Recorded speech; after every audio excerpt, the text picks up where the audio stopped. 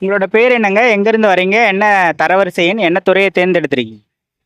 என் பேர் புனிதா. திருச்சியில இருந்து வரேன். என் ரேங்க் வந்து 1136. டிபார்ட்மெண்ட் வந்து animal husbandry and veterinary service select பண்ணியிருக்கேன். என்ன படிச்சிருக்கீங்க? இப்பதான் பிசிஏ முடிச்சேன். 2025ஆ? இன்னும் டிகிரி வாங்கல. ஓகே. ஆம், எத்தனாவது முயற்சியில் வெற்றி பெற்றிருக்கீங்க? இது செகண்ட் அட்டம். செகண்ட். முதல் முயற்சியில் என்ன தவறு பண்ணதா நினைக்கிறீங்க மேம்? ரிவிஷன் ஒழுங்கா இல்ல, ஒழுங்கா படிக்கல. அப்பதான் பேசிக் ஆரம்பிச்சனால தெரியல எதை படிக்கணும் என்ன படிக்கிறதுன்னு தெரியல. டைம் எடுத்துச்சு, அதனால ஃபர்ஸ்ட் அட்டம் விட்டுட்டேன். எத்தனை கேள்விகள் போட்டீங்க நீங்க? 149 கொஸ்டின் போட்டேன். இப்போ தமிழுக்கு எந்த மாதிரி படிக்கலாம் அப்படின்றத சொல்லுங்க. தமிழுக்கு ஃபர்ஸ்ட் இலக்கணம்லாம் புரிஞ்சு படிக்கணும். அடுத்து அவுட் சோர்ஸ் கொஞ்சம் படிக்கிற மாதிரி இருக்கும். ஃபர்ஸ்ட் புரிஞ்சுக்கிறத நல்லா படிச்சிட்டோம்னா அதுக்கப்புறம் அவுட் சோர்ஸ் அப்புறம் படிச்சுக்கலாம். கான்செப்ட் ஓரியன்டா இருக்கும்ல, அதை ஃபர்ஸ்ட் நல்லா புரிஞ்சுக்கணும். நீங்கள் அவுட் சோர்ஸ் என்னென்ன புக்ஸ்லாம் படிச்சீங்க? குரூப் 4 பொறுத்த வரைக்கும் நான் எழுதின வரைக்கும் தமிழுக்கு அவுட் சோர்ஸ் படிக்கல.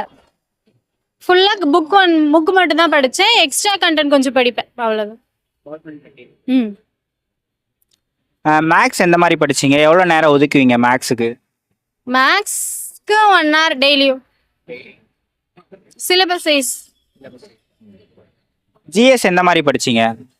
ஜிஎஸ் ஃபுல்லாகவே நான் ஸ்கூல் புக் மட்டும் தான் படித்தேன். அதை தாண்டி நான் வெளியே படிக்கவே இல்லை. ஸ்கூல் புக் தான் ரிவிஷன் பண்ணிகிட்டே இருப்போம். அக்கா சொல்லி கொடுத்த மாதிரி. இப்போ நீங்கள் கல்லூரி படிச்சுக்கொண்டே இது சைமல்டேனியஸாக இதை படிச்சீங்க இல்லையா? அப்போ நீ என்ன டிகிரி படிச்சீங்க?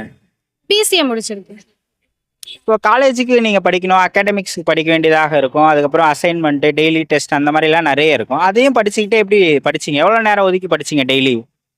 எனக்கு காலேஜ் 2 மணிக்கு முடிஞ்சிடும். அதுக்கப்புறம் மனுஷனோட லைப்ரரி போவேன். அங்கே எல்லாம் குரூப் ஸ்டடி படிப்பாங்க.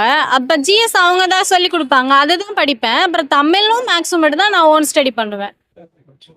காலேஜ் படிச்சுட்டு இருக்கும்போதே எப்படி டிஎன்பிஎஸ்சிக்குள்ளே வரணுன்ற ஐடியா வந்தது உங்களுக்கு? அக்கா தான் மோட்டிவ் சொல்லி கொடுத்துருக்காங்க. கடைசி டைம்ல அவங்க தான் ஃபுல்லாக ரிவிஷன் பண்ணி கொடுத்தாங்க. ஆரம்பத்தில் இந்த ஐடியா கொடுத்தது அவங்க, எப்படி படிக்கணும்லாம் அவங்க தான் சொல்லி கொடுத்துருப்பாங்க இல்லையா? அப்போ வந்து ஒரு ஹெக்டிக்காக இருந்ததா? நம்ம காலேஜும் படிக்கிறோம், இதுவும் படிக்கிறோம், ப்ரெஷராக இருந்ததா இல்லை மேனேஜ் பண்ணிட்டீங்களா? ப்ரெஷர் தான் இருந்துச்சு. நான் காலேஜ் கொஞ்சம் டம்மியாக வச்சுக்கிட்டேன். அது டிகிரி தானே போட்டிருக்கோம், அதனால எது எழுதினாலும் பாஸ் போட்டுருவாங்க அப்படிங்கிற மைண்ட் செட். ஓகே. நோட்ஸ்லாம் எடுத்து படிச்சிங்களா? நோட்ஸ் எடுத்து படிச்சது இல்லை. உங்களுடைய ரிவிஷன் மெத்தட் பற்றி சொல்லுங்கள். ரிவிஷன் புக்கு தான் ஃபுல்லா. அவங்க அக்கா கொஸ்டின் கேட்பாங்க, தெரிஞ்சதா சொல்லுவேன், இல்லைன்னா காதில் வாங்கிக்குவேன். யார் என்ன படிக்கிறேன்னு கூப்பிட்டாங்கன்னா உட்காந்து கேட்பேன் நல்லா, அவ்வளோதான். ம் எக்ஸாம் ஹாலில் என்னென்ன மிஸ்டேக்ஸ்லாம் பண்ணக்கூடாதுன்னு சொல்லுங்கள். எக்ஸாம் ஹாலில் ஃபர்ஸ்ட் பதட்டப்படாமல் இருக்கணும், அவ்வளோதான். இந்த எக்ஸாம் பொறுத்த வரைக்கும் பதட்டப்படாமல் தெரிஞ்ச கொஸ்டின் கரெக்டாக போட்டிருந்தாலே வந்திருக்கும். நீங்கள் எப்படி நேர மேலாண்மை பண்ணுவீங்க? டைம் மேனேஜ்மெண்ட் எப்படி பண்ணுவீங்க எக்ஸாம் ஹாலில்? ஃபர்ஸ்ட்டு 100 கொஸ்டின் தமிழ் தான் அட்டன் பண்ணுவேன். அது ஒன்ஸ் ஃபுல்லாக 1 டைம் வாசிச்சிருவேன். 2வது டைம் தான் ஓஎம்ஆரில் ஷேட் பண்ணுவேன். அதுக்கப்புறம் மேக்ஸ், அதுக்கப்புறம் ஜிஎஸ். உங்களுக்கு மொபைல் டிஸ்ட்ராக்ஷன் இருந்ததா? ஏன்னா நீங்கள் காலேஜ் வேற படிச்சுட்டு இருந்தப்போ படிச்சிருக்கீங்க. மொபைல் டிஸ்ட்ராக்ஷன் இருந்ததா உங்களுக்கு படிக்கிறப்ப? மொபைல் அவ்வளோக்கா யூஸ் பண்ணவே மாட்டேன். ஒன்லி யூடியூப்ல அப்பப்போ ஷார்ட்ஸ் பார்ப்பேன். அதுக்கப்புறம் இன்ஸ்டா ஐடியா என்கிட்ட இல்லை. நல்ல ஐடியா என்னன்னா, மொபைலுக்கு ரீசார்ஜ் பண்ணாம இருக்கிறது. தேவைப்படும் போது மொபைலை யூஸ் பண்ணிக்கணும். மோஸ்ட்லி ரீசார்ஜ் பண்ணாம லைப்ரரியில வைஃபை இருக்கும்ல, அதை வந்து நம்ம சோர்ஸா யூஸ் பண்ணிட்டோம்னா முடிஞ்ச அளவுக்கு பாசிட்டிவா அதை யூஸ் பண்ணிக்கலாம். அக்கா ஃபர்ஸ்ட் குரூப் 4 பாஸ் பண்ணாங்க, அப்புறம் 2Aல போனாங்க. அது உங்களுக்கு ஒரு மோட்டிவேஷனாக இருந்தா? அக்கா போயிட்டாங்க, நம்மளும் சீக்கிரமா போயிடணும் அப்படின்றது. ஆமாம், அக்கா தான் ஃபுல்லாக மோட்டிவே. அவங்க தான் குரூப் 4 கிளியர் பண்ணாங்க, அடுத்து குரூப் 2A கிளியர் பண்ணாங்க. இப்போ நம்மளும் போகணும் அப்படின்னு அவங்கள பார்த்து தான் தோணுச்சு. எனக்கு வேற எங்கேயுமே மோட்டிவ் கிடையாது, அக்கா மட்டும்தான். இப்போ எப்படி இருக்கு? அக்காவும் கிளியர் பண்ணிட்டாங்க, அவங்க ஆல்ரெடி வேலையில் இருக்காங்க, நீங்களும் கிளியர் பண்ணிட்டீங்க. இப்போ 2 பேரும் கவர்மெண்ட் ஜாப்ல இருக்கோன்னு ஒரு சந்தோஷம். அம்மாலாம் சப்போர்ட் பண்ணாங்களா படிக்கிறதுக்கு? வீட்டில் சப்போர்ட் பண்ணலன்னா நம்ம எப்படி படிக்க முடியும்? வீட்டில் ஒரு வேலை செய்ய மாட்டேன். காலைல எந்திரிக்கிறது, லைப்ரரி போகிறது, சாயங்காலம் வர்றது, அவ்வளோதான். எல்லா வேலையும் அம்மா தான் செய்வாங்க, நான் ஒன்று கூட செய்ய மாட்டேன். நோட்டிஃபிகேஷன் டு எக்ஸாம் பீரியட் இருக்கு இல்லையா? அந்த இடைப்பட்ட காலத்தில் எந்த மாதிரி நீங்கள் படிக்க யூஸ் பண்ணிப்பீங்க? கிளாஸ் போவேன், அங்கே டெஸ்ட் கொடுப்பாங்க, அதை மோஸ்ட்லி கவர் பண்ணுவேன், அவ்வளோதான். உங்களுக்கு சிலபஸ் கம்ப்ளீட் பண்ண எவ்வளோ நாட்கள் எடுத்துக்கிச்சின்னு பார்க்குறீங்க? எவ்வளோ நினைக்கிறீங்க? சிலபஸ் என்னன்னு அண்டர்ஸ்டாண்ட் பண்ணிக்கிறதுக்கு ஒரு 6 மந்த்ஸ்னா அதுக்கப்புறம் கவர் பண்ணுறதுக்கு ஒரு 6 மந்த்ஸ் ஆகும். ஜிஎஸ்ல 6 யூனிட்ஸ் இருக்கு இல்லையா? ஜிஎஸ்க்கு எந்த மாதிரி படிக்கலாம் அப்படின்றத சொல்லுங்க. ஜிஎஸ்ஸை பொறுத்த வரைக்குமே ஸ்கூல் புக்ஸ் மேண்டேட்ரி. நம்ம சிலபஸ்ல உள்ள வேர்டு தான் நமக்கு கீவேர்டு.